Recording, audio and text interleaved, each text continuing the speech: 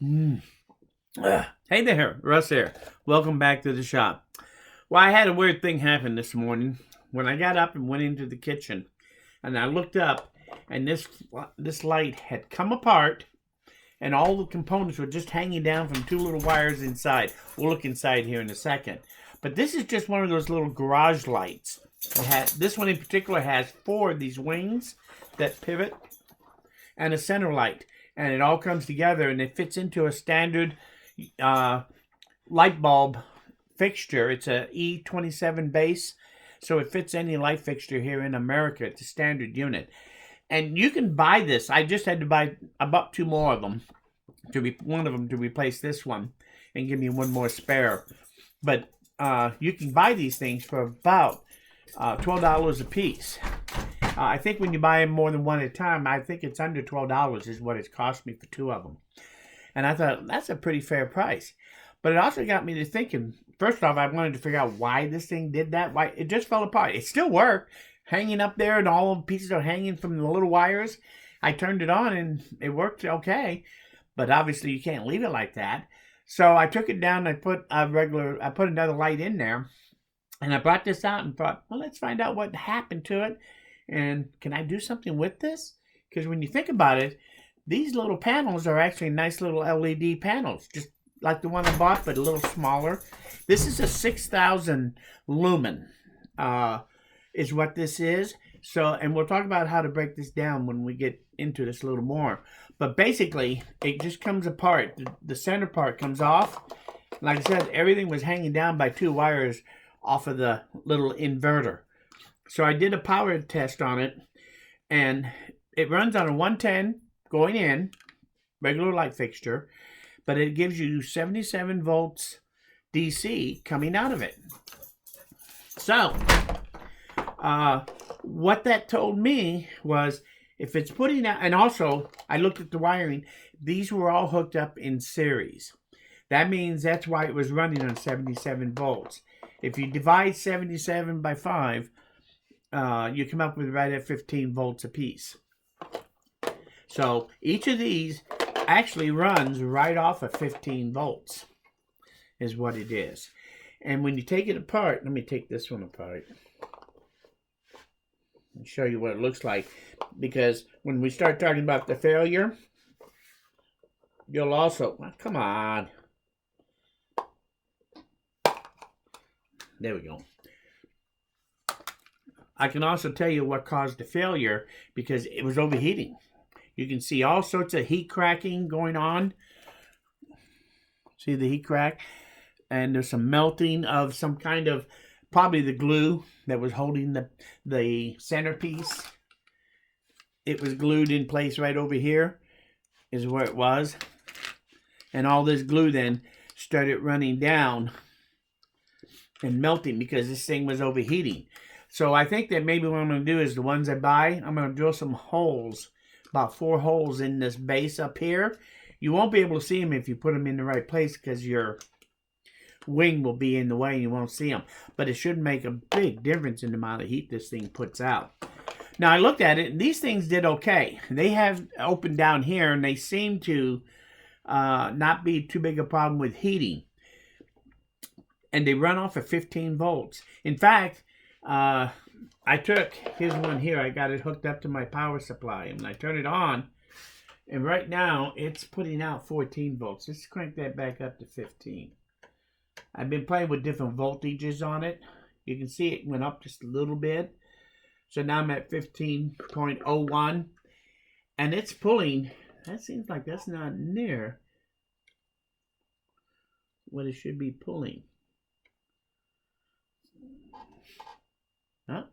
Yeah, and it's pulling 330 milliamps. So I've seen it pull as much as 400 milliamps, but that's not much power that is pulling on it. So a Ryobi battery, the 9 amp hour one, would run this thing for 18 hours. So that's not too bad. And it doesn't seem like it takes all that much power.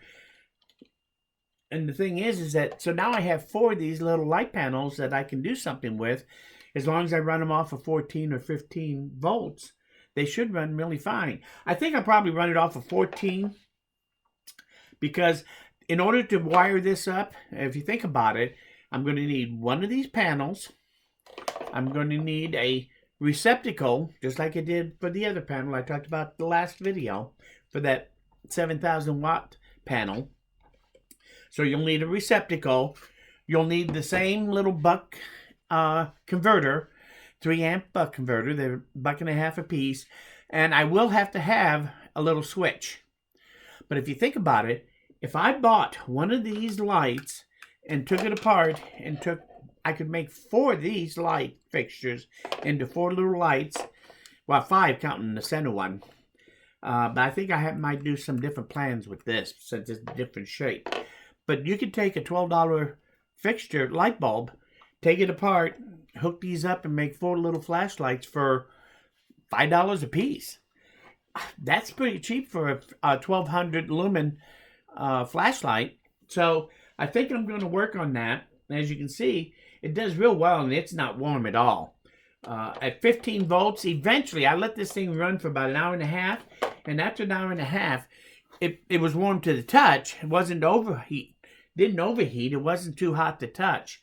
But if I'm concerned about it getting too much heat on these, I'll just take and on the back side here, I'll drill a hole or two to help this heat to go, the air to go between here and here, so that the air can flow through it and help dissipate that heat out if I need to. So I think that being able to control this for heat won't be any problem at all. And if I run it at 15 volts, I can run it off my Ryobi battery. So for $5 and a little bit of work, I think that we can make these. So I'm going to put my other panel on hold temporarily and go to one of these, and we'll see how well this thing works as a flashlight. The beauty of this is that this case has these little pivots already on them from when it was on the original. So I think it'll be easy to make a little pivoting thing. So what I can do is that this is the one I was working on for the other one. This is the receptacle that plugs into the battery. So you can just take and plug a Ryobi battery directly into it. And this will be the base that'll hold the components, including the light. So I think I can take this light and mount it right here on the unit, put it on the pivot right here, and I can have it turn so you can face it upward, and now it becomes kind of a flashlight, is what you can use it for. If you turn it up, it'll become like an area light. And if you turn it all the way over to here, then it becomes a tabletop light. So I think this actually will be a very useful little light, and I have 4 of them to be able to make. I think I'm going to make one with a single, but I might take 2 of these and hook these up in series so I can still run it off of 15 volts, and it'll run about 600 milliamps then, thereabouts, to run 2 of them in parallel. And which means that a flashlight battery will still last for several hours. And with 2 of them, you'll get a 2,000 lumen flashlight. So I may do something like that and do the same thing, but have 2 of them on there instead of 1. So I'm going to make a couple of flashlights using these. But it really got me to thinking. I can buy this light fixture right now off of Amazon. I'll leave a link to where I bought the one today. I bought 2 of them, a pair. And it cost me $22, I think $23 for the pair. So that's less than $12 a piece. That means that I got $3 wrapped up in each one of these. Well, a little less than that if you also consider that. Divide by 5. I'll have a little over $2 wrapped up in here. Then I need a switch, a toggle switch, and a buck converter. And that should be all I need. Other than, well, and the Ryobi clip. So when you add all that up, I'd easily be between $4 and $5 on this thing. So you can take one of these lights, buy it, and make some pretty nice little flashlights from these panels. Pretty cheap when you think about it. So I'm going to give this a try. I'm going to put the bigger one on hold temporarily. I'm going to turn it, and I'm going to turn this base which was I was going to use for the other one, and I'm going to make a single one of these panels instead. And we're going to see how it works and how it looks. I'll probably put some kind of handle on it so you can carry it like a regular flashlight when it's in this position. And then see how much I see if I like this as a flashlight. And if I do, then I think I'll maybe even turn these into a pair and maybe put 2 of them on together. I don't know. And then get an even brighter flashlight. So anyway, I want to think about this. Think what is the best way to do it. And actually, I can do lots of different things. So the mind just goes crazy when I start thinking. So anyway, you can think about it. If you know of any ideas or suggestions of what I can do with these things, let me know. But I never dawned on me that you could actually buy one of these lights pretty cheap and make yourself some really nice little flashlights pretty easily from these little panels that you can buy when you buy it that way. This is a lot cheaper than just buying this panel directly off of Amazon or someplace like that. So I'm thinking that's one way to get some nice cheap flashlights is just start with a regular light bulb fixture that you can buy pretty cheap now. So I think that's about it. These are my thoughts about it. If you have any thoughts or any comments or any suggestions, just leave them in the comments down below. I do read them all and enjoy reading them. If you learned something here or you like this video, hit that like button. Lets me know that I'm doing something right. Most importantly, though, please come back again because we're nowhere near done. So we'll see you guys again very soon. Bye.